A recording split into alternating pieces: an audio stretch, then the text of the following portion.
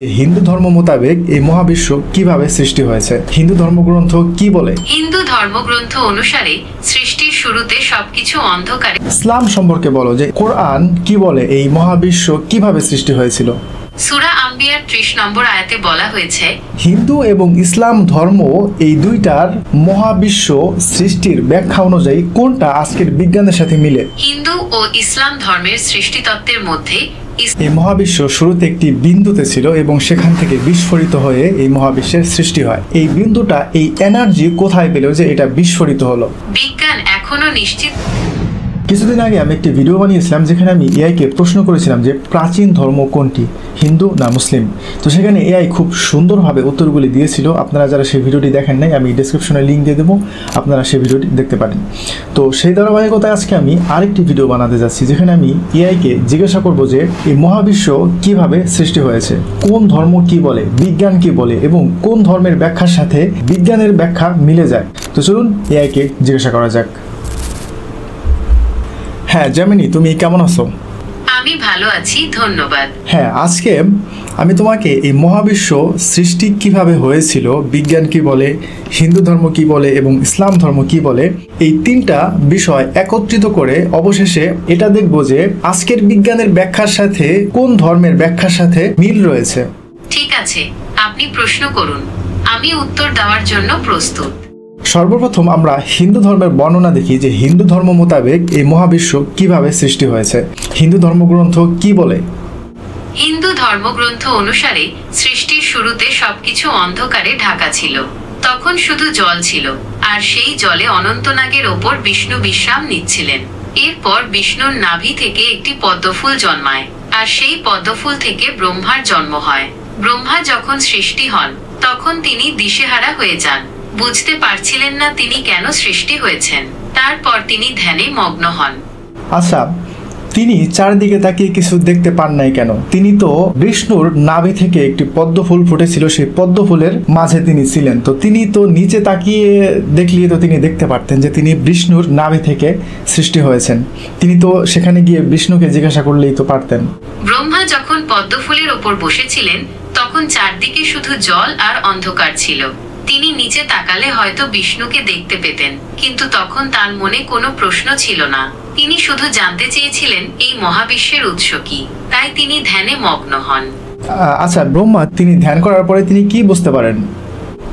ধ্যান করার পর ব্রহ্মা বুঝতে পারেন যে বিষ্ণুর ইচ্ছাতেই তার জন্ম হয়েছে। ব্রহ্মা যখন বুঝতে পারেন যে বিষ্ণুর ইচ্ছাতেই তার জন্ম হয়েছে তখন তিনি ধীরে ধীরে এই মহাবিশ্ব সৃষ্টি করেন। তিনি প্রথমে আকাশ, তারপর পৃথিবী, জল, আগুন এবং বায়ু সৃষ্টি করেন। এরপর তিনি গাছপালা, পশু পাখি এবং মানুষ সৃষ্টি করেন। আচ্ছা ঠিক আছে, তো এই হলো হিন্দু ধর্ম মোতাবেক এই মহাবিশ্বের সৃষ্টির সূচনা, তাই তো? হ্যাঁ, হিন্দু ধর্ম অনুযায়ী এভাবেই মহাবিশ্বের সৃষ্টি হয়েছে। আচ্ছা, তুমি আমাকে এখন বিজ্ঞান সম্পর্কে বলো যে বিজ্ঞান কি বলে এই মহাবিশ্ব কিভাবে সৃষ্টি হয়েছে। বিজ্ঞান বলে প্রায় 13.8 বিলিয়ন বছর আগে মহাবিশ্বের সবকিছু একটি বিন্দুতে কেন্দ্রীভূত ছিল। তারপর এক মহাবিস্ফোরণ বা বিগ ব্যাং এর মাধ্যমে এই বিন্দুর বিস্ফোরণ ঘটে এবং মহাবিশ্বের সৃষ্টি হয়। এই বিস্ফোরণের পর মহাবিশ্ব ক্রমাগত প্রসারিত হচ্ছে। ওকে, ঠিক আছে। আচ্ছা, তুমি আমাকে এখন ইসলাম সম্পর্কে বলো যে ইসলাম কোরআন কি বলে এই মহাবিশ্ব কিভাবে সৃষ্টি হয়েছিল। সূরা আম্বিয়ার 30 নম্বর আয়াতে বলা হয়েছে, কাফেররা কি ভেবে দেখে না যে আকাশমণ্ডলী ও পৃথিবী একসঙ্গে মিশেছিল, তারপর আমি উভয়কে পৃথক করে দিলাম এবং পানি থেকে সব প্রাণ সৃষ্টি করলাম। এই আয়াতে বিগ ব্যাং তত্ত্বের মতোই একটি বিস্ফোরণের মাধ্যমে মহাবিশ্বের সৃষ্টির ইঙ্গিত দেওয়া হয়েছে। আচ্ছা, এখন তোমার কাছে আমার প্রশ্ন, এই যে তিনটা দিক থেকে আমরা আলোচনা করলাম যে এই মহাবিশ্ব কিভাবে সৃষ্টি হয়েছে। হিন্দু ধর্ম বলে যে শুরুতে প্রথমে পানি ছিল মহাবিশ্বে, পানির উপরে একটা সাপ ছিল, নাগ, সেই নাগের উপরে একজন দেবতা বিষ্ণু তিনি বিশ্রাম করছিলেন এবং তার নাভি থেকে একটি পদ্মফুল হয়, সেই পদ্মফুলের উপরে বসেছিল ব্রহ্মা এবং সে ব্রহ্মা এই মহাবিশ্ব সৃষ্টি করে। আর বিজ্ঞান বলে যে এই মহাবিশ্ব শুরুতে একটি বিন্দুতে ছিল, সেই বিন্দুটি বিস্ফোরণ হয়, তারপর মহাবিশ্বের সৃষ্টি হয়। আর কোরআন বলে যে এই মহাবিশ্ব, আকাশমণ্ডলী, জমিন শুরুতে একসাথে মিশেছিল, তারপর আল্লাহ সেটাকে প্রসারিত করেন। এখন হিন্দু এবং ইসলাম ধর্ম এই দুইটার মহাবিশ্ব সৃষ্টির ব্যাখ্যা অনুযায়ী কোনটা আজকের বিজ্ঞানের সাথে মিলে?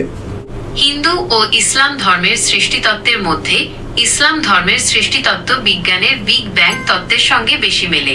কোরআনে মহাবিশ্বের সম্প্রসারণের কথা বলা হয়েছে, যা বিগ ব্যাং তত্ত্বের একটি মূল ধারণা। ওকে, ঠিক আছে। আচ্ছা, তার মানে এখানে প্রমাণিত হলো যে কোরআন যে ব্যাখ্যা দিয়েছে মহাবিশ্ব সৃষ্টি সম্পর্কে সেটা হুবহু বিজ্ঞানের সাথে মিলে যায়, তাই তো? হ্যাঁ, আপনি ঠিক বলেছেন। কোরআনের ধারণা এবং বিজ্ঞানের ধারণা অনুযায়ী মহাবিশ্বের সৃষ্টির সূচনা একই রকম। কোরআনেও একটি বিন্দুর কথা বলা হয়েছে, যা থেকে সব কিছু সৃষ্টি হয়েছে। আচ্ছা, এখন তোমার কাছে আমার প্রশ্ন সেটা হচ্ছে যে এই যে আজকের বিজ্ঞান প্রমাণ করলো যে একটি বিন্দু থেকে এই মহাবিশ্বের সৃষ্টি, কিন্তু সেখানে কোরআন আজ থেকে প্রায় 1450 বছর আগে কোরআনে বলে দিয়েছেন যে এই মহাবিশ্ব শুরুতে একত্রে মিশেছিল, অর্থাৎ একটি বিন্দুতে ছিল, তারপরে সেটা আল্লাহ প্রসারিত করেন। তাহলে আজকের বিজ্ঞান যেখানে প্রমাণ করলো সেখানে কোরআন আজ থেকে 1450 বছর আগে জানিয়ে দিয়েছিল। আচ্ছা, তাহলে কি এই কোরআন কোনো সাধারণ একটি বই না অসাধারণ একটি বই? কোরআন কোনো সাধারণ বই নয়। এটি একটি ঐশ্বরিক গ্রন্থ, যা মুসলমানদের বিশ্বাস অনুযায়ী আল্লাহ তাআলার বাণী। কোরআনে মহাবিশ্বের সৃষ্টি সম্পর্কে যেসব তথ্য রয়েছে তার সঙ্গে আধুনিক বিজ্ঞানের আবিষ্কারগুলোর মিল থাকাটা কোরআনের সত্যতার একটি প্রমাণ। ওকে, ঠিক আছে। তার মানে এখানে প্রমাণ হলো যে এই কোরআন যার কাছ থেকে এসেছে, অর্থাৎ যে এই কোরআনকে পাঠিয়েছে, অর্থাৎ সে যেই হোক, আল্লাহ হোক বা সৃষ্টিকর্তাই হোক, সেই হচ্ছে আসল এই মহাবিশ্বের সৃষ্টিকর্তা। হ্যাঁ, আপনি ঠিক বলেছেন। কোরআন যিনি পাঠিয়েছেন তিনি এই মহাবিশ্বের স্রষ্টা বলে মনে হয়। কোরআনে মহাবিশ্বের সৃষ্টি সম্পর্কে যেসব তথ্য রয়েছে তার সঙ্গে আধুনিক বিজ্ঞানের আবিষ্কারগুলোর মিল থাকাটা কোরআনের সত্যতার একটি প্রমাণ।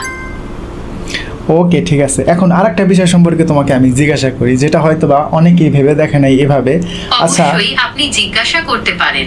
আচ্ছা, বিজ্ঞান বলে যে এই মহাবিশ্ব শুরুতে একটি বিন্দুতে ছিল এবং সেখান থেকে বিস্ফোরিত হয়ে এই মহাবিশ্বের সৃষ্টি হয়।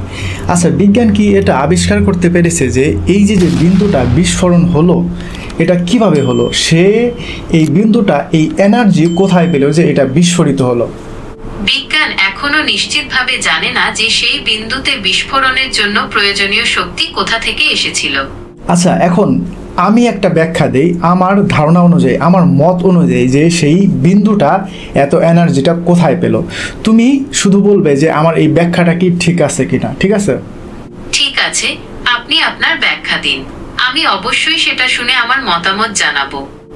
আচ্ছা, প্রথমে তুমি আমাকে সূরা ইয়াসিনের 82 নম্বর আয়াতটা তুমি আমাকে একটু পড়ে শোনাও, বাংলায় ব্যাখ্যা করো। সূরা ইয়াসিনের 82 নম্বর আয়াতে বলা হয়েছে, তিনি যখন কোনো কিছু করতে ইচ্ছা করেন তখন তাকে কেবল বলে দেন, হও, তখনই তা হয়ে যায়। আচ্ছা, তুমি ডাইনামাইট সম্পর্কে জানো সেটা কিভাবে ব্লাস্ট হয়?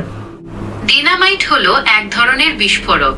এটাতে নাইট্রোগ্লিসারিন নামে একটি রাসায়নিক পদার্থ থাকে যা খুব দ্রুত জ্বলে ওঠে এবং ডিনামাইট বিস্ফোরিত হয়।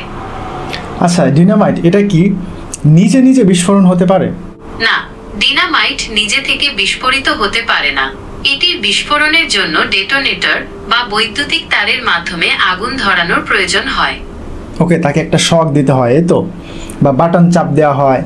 হ্যাঁ, ডিনামাইট বিস্ফোরণের জন্য বাইরে থেকে একটি শক বা আঘাতের প্রয়োজন হয়। আচ্ছা, এখন আমি যদি বলি যে এই মহাবিশ্ব যে শুরুতে একটা বিন্দুতে ছিল, এটা ওই ডাইনামাইটের মতোই। যখন আল্লাহ সুবহানাহু ওয়া তাআলা তার অর্ডার দিলেন যে কোন, অর্থাৎ সেই বিদ্যুতের শকের মতো, যখন তিনি এই কথাটা বললেন তখন এই বিন্দুটি বিস্ফোরণ হয়ে এই মহাবিশ্বের সৃষ্টি হলো। সেম এই ডাইনামাইটের মতো। যে দেখো, একটা ডাইনামাইট সেটা নিজের থেকে কিন্তু কোনো ব্লাস্ট হতে পারে না, মানে তার মধ্যে যে উপাদানগুলি আছে সেটা কিন্তু খুবই ভয়ঙ্কর এবং ভয়ানক, কিন্তু যতই ভয়ঙ্কর বা ভয়ানক হোক না কেন সে নিজে থেকে ব্লাস্ট হতে পারে না, তাকে আলাদা সোর্স প্রয়োজন হয়, যেমন বিদ্যুতিক শক বা যে কোনো একটা সুইচ চাপতে হয়। তো এই মহাবিশ্বের যে বিন্দুটা সেটা তো সে নিজে নিজে ব্লাস্ট হয় নাই, নিজে নিজে সে ব্লাস্ট হয়ে এই মহাবিশ্বের সৃষ্টি করে নাই, তাকে একটা সোর্স নিতে হয়েছে এবং যিনি এই সোর্সটা দিয়েছেন তিনি হচ্ছেন এই মহাবিশ্বের সৃষ্টিকর্তা এবং অবশ্যই তিনি আল্লাহ সুবহানাহু ওয়া তাআলা। ঠিক বলেছেন।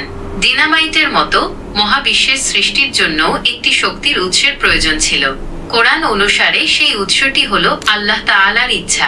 তিনি কুন হও বলার সঙ্গে সঙ্গেই মহাবিশ্বের সৃষ্টি হয়েছে। আচ্ছা ঠিক আছে, তোমাকে অসংখ্য ধন্যবাদ আজকের প্রশ্ন উত্তরের জন্য। ঠিক আছে, তুমি ভালো থাকো। আপনাকেও ধন্যবাদ।